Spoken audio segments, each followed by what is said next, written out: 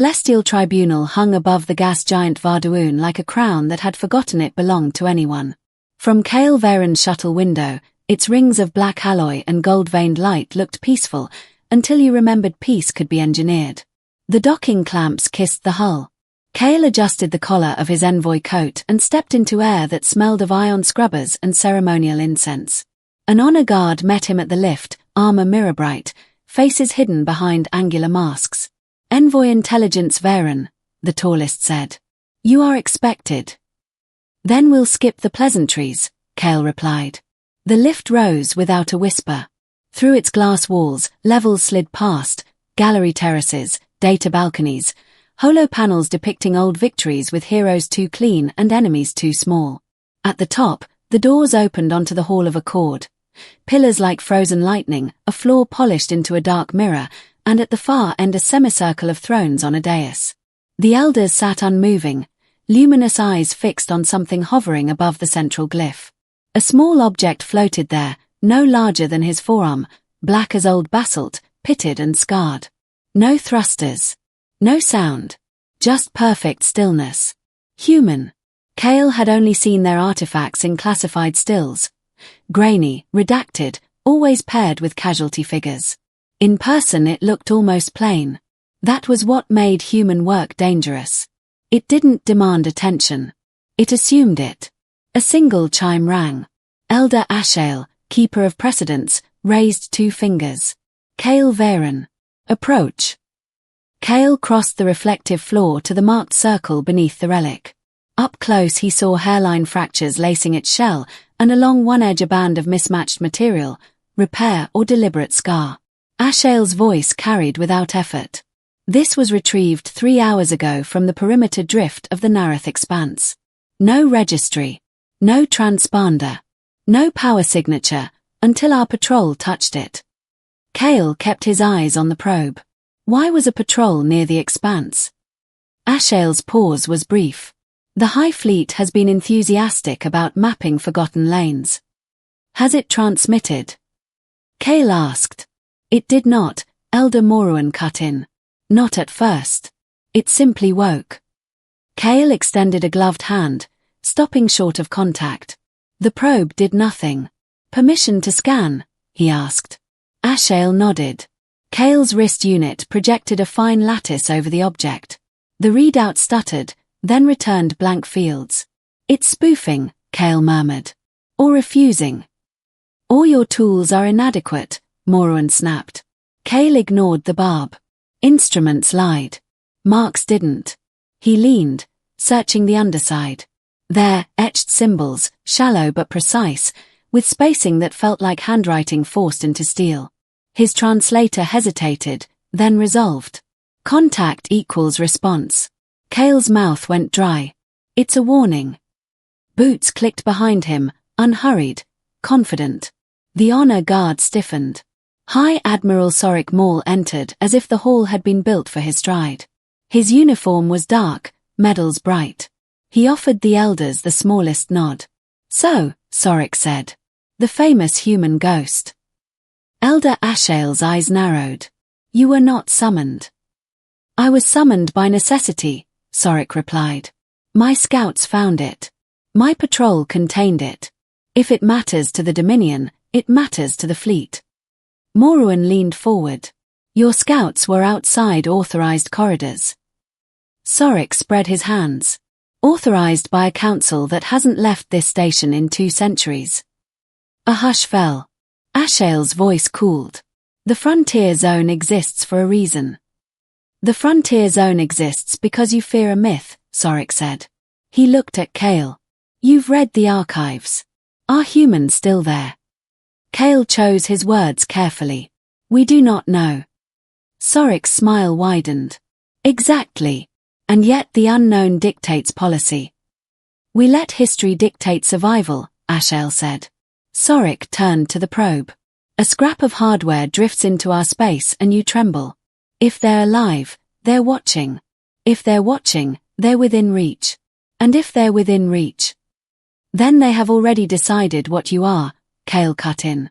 Silence snapped tight. Sorik's gaze sharpened.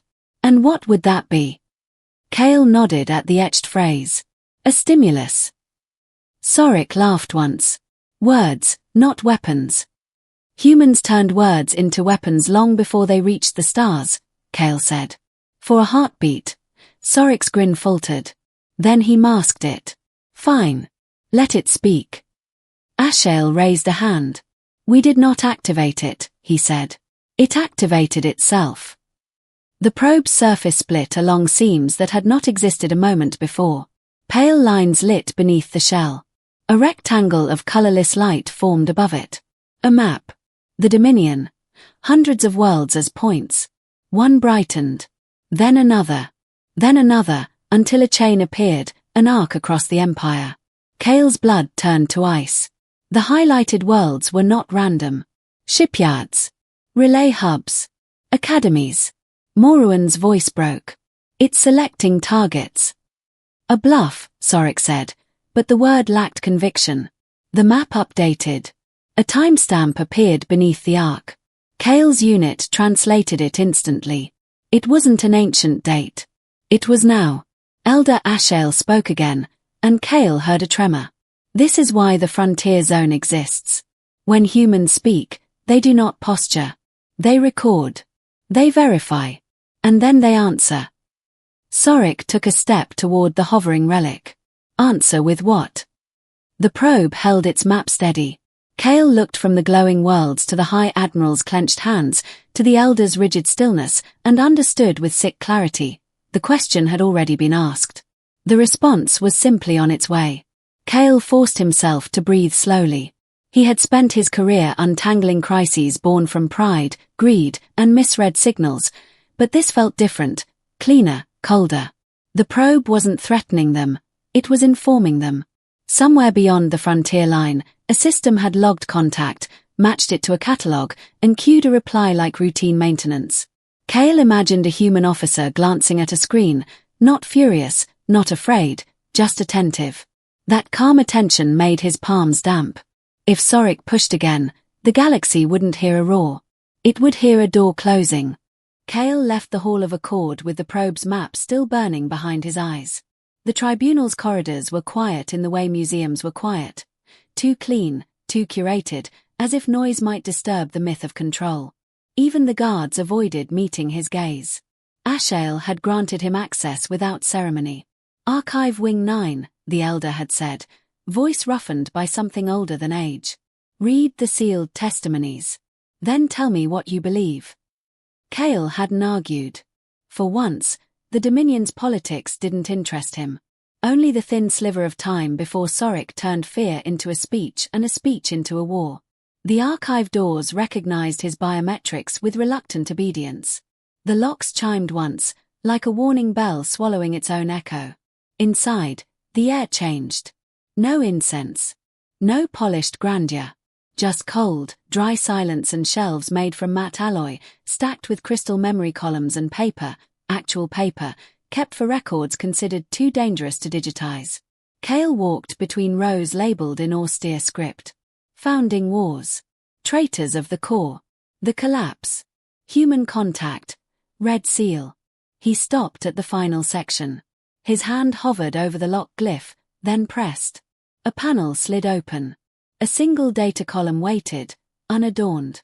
The file header burned in red. The War of Collapse. Verified events, Elder's eyes only. Kale inserted his reader. The first image wasn't a battle. It was a classroom. A human child, small, dark-haired, seated before a screen filled with orbital equations. A teacher's voice, old and calm, narrated in translated Dominion speech. We do not teach them to win. We teach them to last. Kale frowned. He expected brutality. He got patience. The file shifted. Footage from centuries ago. Dominion cruisers entering a solar system marked unclaimed. The camera angle was from the Dominion flagship. There were no enemy ships. No alarm. The fleet advanced like hunters walking into an empty valley. Then the space ahead shimmered. Not with energy. With geometry. Invisible human satellites unfolded like petals from nowhere. Thin structures turning slowly, elegant and indifferent. Dominion scanners panicked. Their signals bounced, returned wrong, then returned again with new errors. The entire navigation network began to drift. Distance lied. Time stuttered. A Dominion captain's recorded voice came through, strained. "We're not under fire. But we're being rewritten." Kale swallowed. That line felt like a blade. The next section was labeled Elder Testimony, Moruan, Younger. A younger Moruan appeared on screen, less rigid, more alive. His luminous eyes didn't look arrogant in this footage. They looked exhausted. We believed they were merely violent mammals with crude engines. We thought fear made them formidable. That was our first mistake. The video jumped. Moruan stood in front of a fractured star map. Humans do not worship conquest. They worship endurance. Their bodies are fragile, so they build metal skins. Their lives are brief, so they build systems that outlive them. He paused, and when he spoke again, his voice lowered. We destroyed their colonies. We burned their stations. We sterilized 3 worlds. They never requested mercy. They only asked for time. Kale's fingers tightened on the reader. The archive continued, relentless. Dominion fleets vanished in deep space. Not destroyed, simply removed from known lanes. Relay points went dark. Supply routes turned into traps. Every attempt to force humans into open war met emptiness and silence that wasn't retreat. Then, finally, a recording labeled Human Broadcast, received on all channels. A human face filled the frame. Not armored. Not monstrous. A tired officer, hair shaved close, eyes steady like deep water. The translator rendered his words in neutral Dominion phrasing, but Kale still heard the unmistakable core underneath, controlled anger held behind discipline. This is a notice. You have attacked civilian zones. You will stop. If you do not, we will remove your ability to reach us. No insults. No threats of domination. Just the promise of limitation. The next clip showed what removal looked like. A Dominion carrier attempted a jump. It entered the fold and did not emerge. Later, debris appeared in a different quadrant, scattered as if the ship had been shaken apart inside a storm made of math. Kale stepped back from the shelf, chest tight. This wasn't savagery. It was policy. A voice behind him made him flinch. You see it now. Kale turned. Elder Ashael stood in the doorway, alone, robes hanging heavy from his shoulders like the weight of 1,000 decisions. His hands clasped behind his back, but his posture lacked the usual ceremonial perfection. He looked humanly worn. You're not supposed to come here, Kale said quietly. Ashael entered anyway. Rules exist for days when law is enough. Today is not such a day. Kale gestured to the data column. Why hide this? If the Dominion knew, they would panic, Ashael said. Or worse, they would do what Sorik intends. Kale exhaled. Because fear makes him reckless. Ashael's eyes hardened. No, because pride makes him blind. Kale turned the reader, bringing up another section. Scans of human ship designs, sparse notes, fragments pieced together by the elders. The numbers didn't match Dominion assumptions. Their ships weren't bigger. Their energy output wasn't obscene. Their weapons weren't impossibly advanced. Yet the word written beside the analysis repeated in every report. Consistent. Kale pointed. They weren't superior in raw power.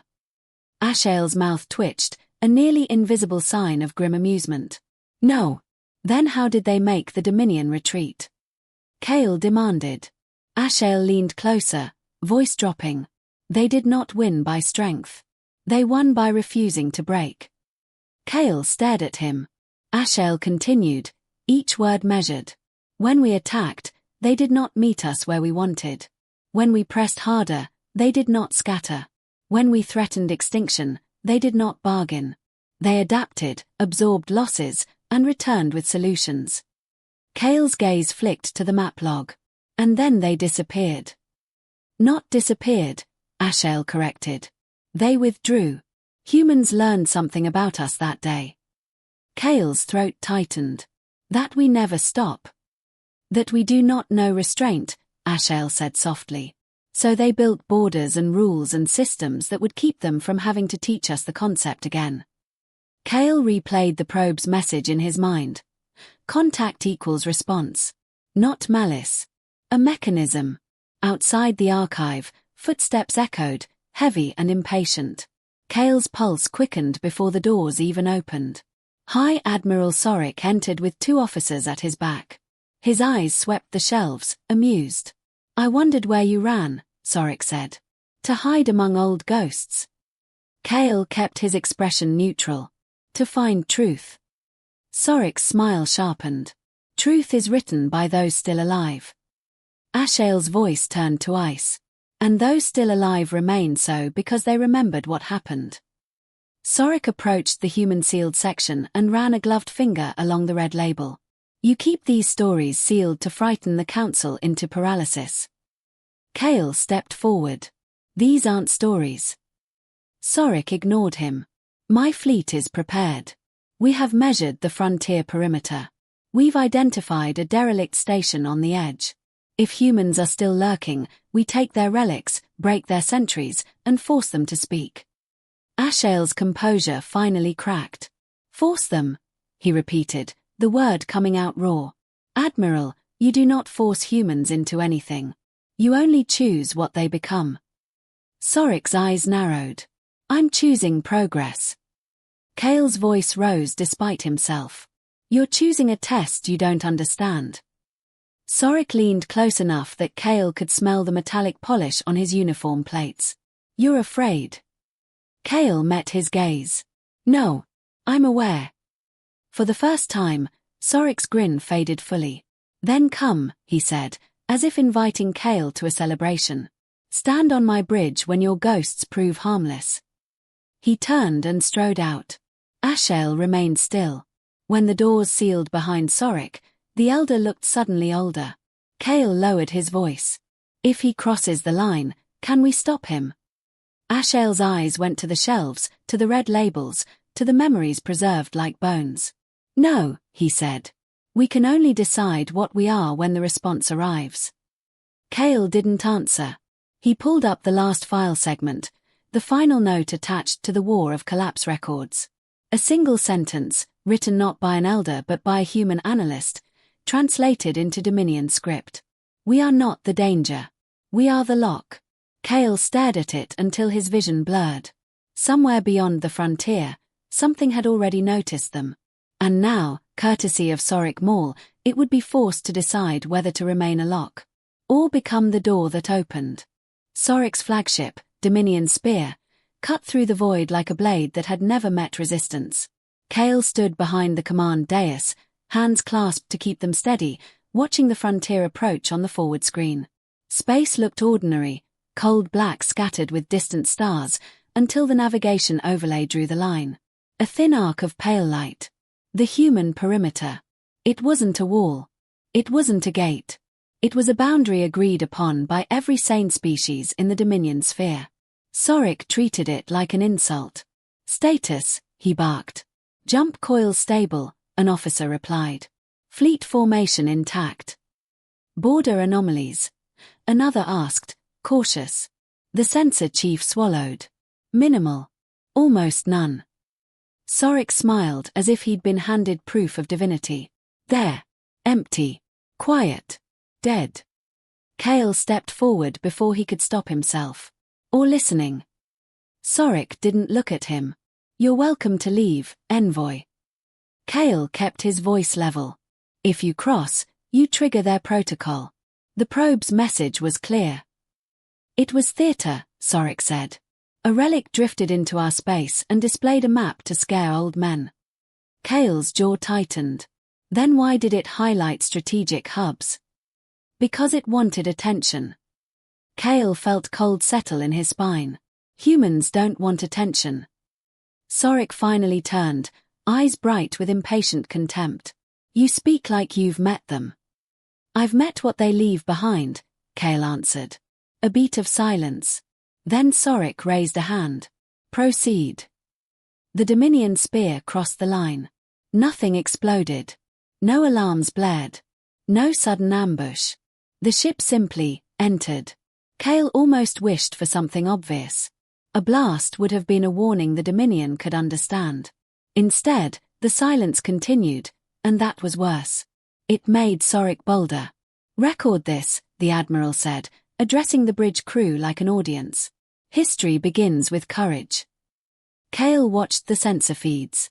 The star field held steady. The fleet moved in disciplined formation behind them, dozens of warships keeping tight spacing, hulls lit by pale engine bloom. And yet, something felt wrong. The navigation display was too clean. No dust, no stray debris, no interference. The frontier zone should have been messy. Dead space always was. This looked curated. A sterile room. A place meant to stay untouched. "Contact in 2 minutes," the sensor chief announced. Target structure confirmed. Derelict station. Kale's stomach tightened. A station that close to the line. Sorek strode toward the screen. Convenient. A gift. The structure appeared, dark, angular, and impossibly intact. It didn't spin. It didn't drift. It simply hung there, half hidden against a dim nebular haze, like a piece of old night set into place. No blinking lights. No signals. But the surface wasn't scarred. It wasn't corroded. It wasn't abandoned the way abandoned things become. Kale leaned closer. "It's too clean." "That's your fear speaking again," Sorek said, and flicked his fingers. "Launch boarding craft." Kale snapped, "Admiral." Sorek cut him off. "You are here to observe. Not command." A boarding craft detached from the flagship's belly and sped toward the station, thrusters blew and controlled. The feed shifted to the craft's camera. 3 Dominion Marines in void armor, magnetic rifles held ready, visors reflecting the black geometry ahead. Kale watched their breathing on the HUD, short and steady. The craft latched onto the station. A Marine's voice came through. "Airlock located. No resistance." "Cut in," the squad leader ordered. The torch hissed. Molten metal curled away like peeled skin. The airlock opened. Inside, darkness. Then, without warning, the corridor lights blinked on in a smooth cascading wave. White, clean, clinical. The Marines froze. "Movement?" the bridge officer asked. "No movement," the squad leader replied, but his voice had sharpened. "No dust. No decay. This place looks maintained." Kale's heart beat once, hard. "It's awake." Sorek's expression didn't change. "Proceed." The squad stepped inside. The corridor walls were not metal in the Dominion sense. They were composite, dense, matte, seamless. No rivets. No seams. Like someone had grown architecture from a single thought. Symbols lined the corridor ceiling. Small, almost delicate markings, etched like reminders rather than decoration. Kale tried to translate them. His interface returned only one word, repeated. "Authorized." Then, "Authorized." Then, "Authorized." Kale's throat went tight. They're inside a rule set. The Marines reached a junction. Doors lined both sides. The squad leader approached one and placed a hand on the panel. The panel lit up instantly. A voice spoke. Not distorted. Not threatening. Flat. Calm. Almost gentle. Unauthorized access confirmed. The Marines swung their rifles up. The voice continued, indifferent to their panic. "Containment protocol initiated." Kale's breath stopped. The corridor behind the Marines sealed shut with a whisper of moving material. No slam. No drama. It simply became a wall. The Marines turned. "Airlock is gone," one of them said, voice rising. It's not there." The squad leader backed up. "Return to craft. Now." They ran. The camera feed shook as their boots slammed the floor. Then gravity changed. Not violently. Not like an explosion. It shifted sideways, as if reality itself had been rotated a few degrees, and the corridor decided down was somewhere else. The Marines hit the wall hard. One screamed as his shoulder snapped against the surface. Rifles clattered, magnets screeching as they fought to stick. "Stabilize," the leader shouted. "Stabilize." A door opened ahead of them, smooth and silent. Inside was not a room. It was an empty space filled with faint silver mist. The mist moved like it was breathing. One Marine, panicking, fired into it. The rounds entered and disappeared. No sparks. No impact. Just swallowed. Cale's fingers dug into the rail on the bridge. His voice came out low. "Stop firing. Stop." But the Marines couldn't hear him. They were inside the wrong kind of battlefield. The mist rolled forward. It touched the first Marine's suit. For a half-second nothing happened. Then the suit's lights died. The HUD feed flickered. The Marine stiffened, arms jerking like strings pulled by invisible hands. A sound escaped him, short, strangled, then silence. He dropped. The squad leader screamed the only sensible thing left. "Evac! Evac now!" He tried to run. The corridor bent. Not physically. Spatially. The camera view warped like a lens twisting. The straight hall became a curve, then a loop, then a closed circuit. The station wasn't trapping them with walls. It was trapping them with geometry. One by one, the Marines fell. Not torn apart. Not vaporized. Simply, shut down. 3 living bodies becoming 3 quiet objects. The feed cut to static. On the bridge, no one spoke. Even Sorek stared at the dead screen, jaw clenched in disbelief. Cale's voice was thin. "Admiral. That was your warning." Sorek's eyes flashed. That was sabotage. A trap left for scavengers. Cale turned, anger burning past fear. "You crossed the perimeter and broke into their system. What did you expect, hospitality?" Sorek slammed his fist into the command console. "Fire on the station." The bridge crew hesitated. For the first time, Sorek's authority wavered against instinct. He roared, "Now!" The flagship's cannons opened. Blue-white lances struck the station. The first hit didn't crack it. The second didn't scorch it. The third made the surface ripple, like striking water that pretended to be metal. Then the station responded. Not with a weapon. With a signal. A pulse rolled outward, invisible except for the way the sensors screamed. Every display flared, then went blank for a breath. Cale's vision swam. When the systems returned, the starfield had changed. Not because the ship had moved, but because space around them had filled. The sensor chief's voice cracked. "Contacts. Hundreds. No, thousands." The tactical officer whispered, "From where?" Cale stared at the screen as lights bloomed in every direction. Not warships. Small objects. Countless. Like seeds in the dark. Satellites. Drones. Platforms unfolding from hidden pockets of space, emerging without jump signatures, without engine trails, without fanfare. A halo forming around the Dominion fleet, tightening like a hand closing into a fist. Sorek's mouth opened, but no sound came. Cale felt a strange clarity settle over him, cold and absolute. This wasn't an ambush. It was enforcement. The forward screen flickered again, and the station's calm voice returned, now broadcast across open comms, to every ship, every crew member, every trembling officer. Contact acknowledged. Response deployed. Cale exhaled slowly, as if he could keep the galaxy from shattering by controlling his breath. Behind him, Sorek recovered his fury like a drowning man grabbing air. "All ships," the Admiral snarled, voice shaking with rage and pride.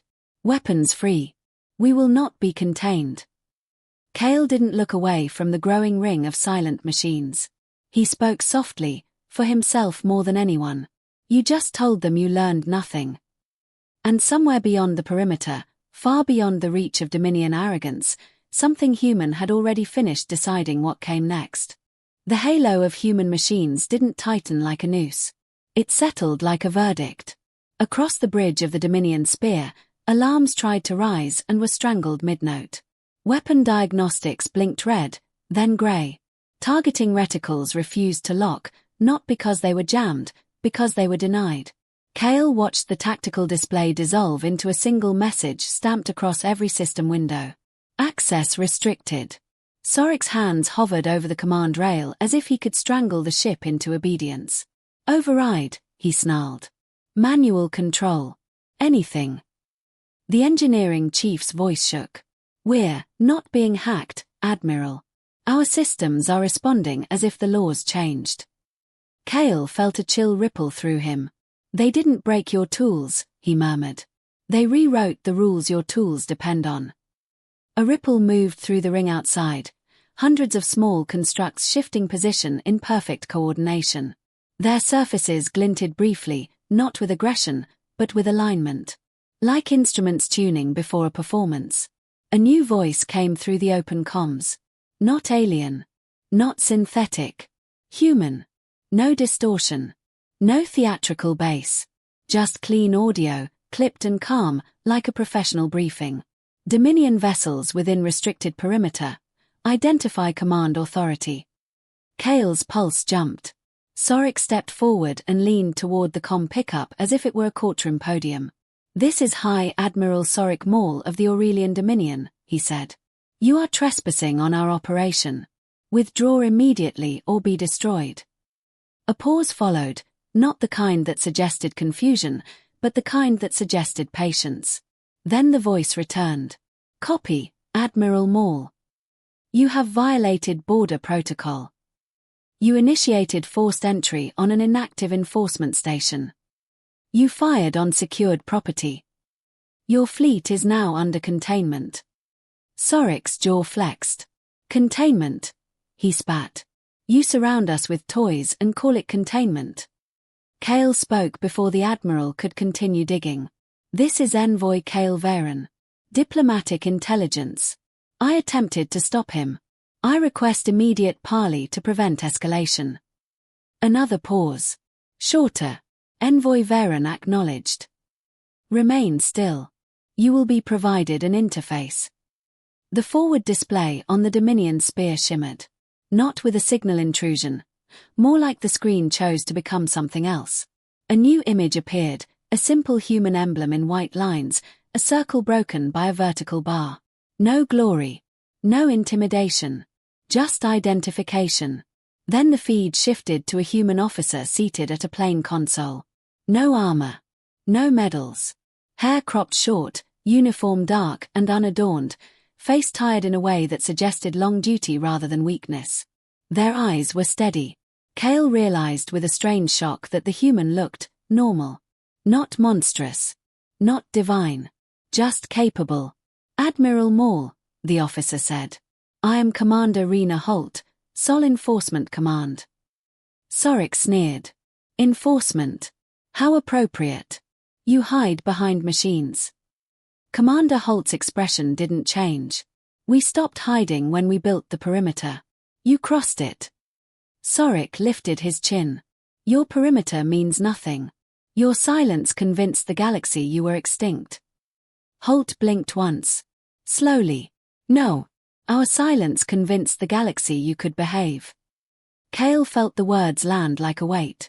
Holt continued, voice even. Our protocol existed to prevent misunderstanding. Your fleet did not misunderstand. Sorik's eyes flashed. I misunderstand nothing. You are outnumbered. My ships. He stopped. Because his ships were no longer his. A soft chime sounded across the bridge. Kale's wrist display updated without his permission, showing a fleet status list. Every Dominion vessel, engines limited. Every Dominion gun array, locked safe. Every jump drive, inhibited. Life support, normal. Medical, normal. Communications, opener monitored. Humans weren't choking them. They were holding them steady. Kale exhaled. Commander Holt, he said carefully, your machines could have destroyed us. Instead you. Corrected, Holt finished. That's what this is. Sorik stepped closer to Kale, voice low and venomous. You're accepting captivity. Kale didn't look away from the human screen. I'm recognizing the difference between survival and pride. Sorik turned back to Holt. You expect us to submit because you flipped a few switches. Holt tilted her head. I expect you to stop moving toward Sol with a war fleet. Sorek laughed sharply. And if I refuse? For the first time, Holt's tone shifted, not to anger, but to something colder. Then you'll learn why the elders warned you, she said. Not because we're violent. Because we don't improvise. We execute. Kale swallowed. Sorek's eyes darted, calculating. His pride didn't allow surrender. His mind sought an escape hatch. Command, he barked to his crew. Prepare the Sanctum Lance. The bridge froze. Kale's blood went colder than space. The Sanctum Lance was an illegal contingency weapon, an exotic strike system designed to collapse a star's outer layers into instability. It wasn't meant for war. It was meant for erasing a system. Admiral, the weapons officer stammered, it's sealed by council law. We can't. You can, Sorek hissed. If I authorize it. Kale stepped forward. Sorek, don't. Sorek's gaze burned. This is the moment history remembers. Kale's voice dropped to a plea, rawer than he intended. History doesn't remember Ash. Sorek ignored him and stabbed his authorization into the console. For a fraction of a second, the screen accepted it. Kale felt hope flicker, then die. Because the system didn't deny him with an alarm. It denied him with a gentle message, rendered in clean human script translated into Dominion glyphs. Request declined. Sorek stared, uncomprehending. What? Holt spoke softly, as if addressing a child reaching for fire. Admiral, she said, we anticipated your contingency weapon 712 years ago. The bridge went silent enough to hear breathing. Holt continued. Your old war doctrines were archived. Your command psychology was modeled. Your likely escalation paths were computed. Sorek's face twisted. You studied us. We survived you, Holt said. Studying was necessary. Kale's knees felt weak, but his mind sharpened. This was what the elders meant. Not superior firepower. Superior preparation. Humans didn't rely on bravery. They relied on inevitability. Sorek's voice cracked with rage.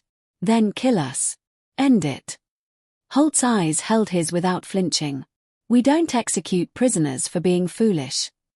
Sorek lunged toward the console again. A second attempt. A third. Each time the same response. Declined. Declined. Declined. Kale watched the Admiral unravel in real time, authority collapsing under the simple fact that he could no longer force reality to obey him. Holt leaned slightly closer to her camera. Envoy Varen. Kale straightened. Yes. We are returning your fleet to the border, Holt said. Alive. Disarmed. Logged. Kale's throat tightened. And Admiral Maul. Holt's gaze moved to Sorek. He will stand trial under Dominion law. Our machines will ensure he reaches it. Sorek laughed, but it was empty. You expect my people to punish me for trying to protect them. Holt's voice stayed level.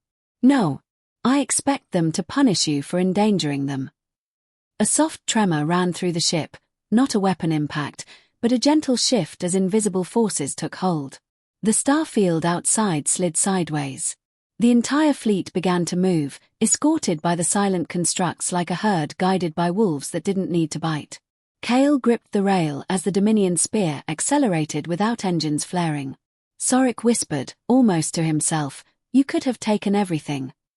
Holt's answer came like a final stamp on the record. We already did, she said. We took the option of war away from you. The screen went dark. The machines outside remained, gliding with indifferent precision. Kale stared at the borderline ahead, growing nearer, and finally understood the hidden horror beneath the Elder's warning. They hadn't feared human anger. They'd feared human restraint breaking. Because restraint wasn't weakness. It was a gate holding back something vast, and hungry, and old. And the last time the humans were forced to open it, the galaxy had called it a war. Humans had called it